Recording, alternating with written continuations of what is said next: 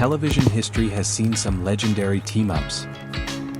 But today, we are engraving a culinary crossover that takes its name entirely too literally. Welcome back to the workshop. We're using the laser pecker today to burn a beautiful retro sketch-style tribute.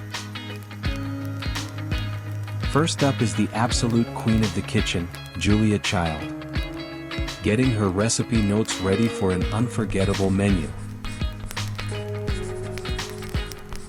And riding right into the scene is Graham Kerr, the Galloping Gourmet himself, actually galloping on a horse. Getting the shading right on a fine-line sketch illustration like this requires perfect speed settings so the lines don't bleed together. The contrast on this piece turned out beautifully,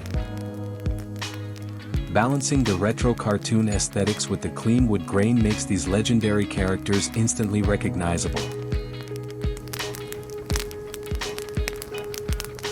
And there it is, a masterpiece of retro TV history.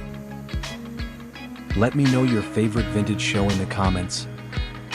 Test your cooking trivia on the quiz, and make sure to subscribe. Thank you very much for watching.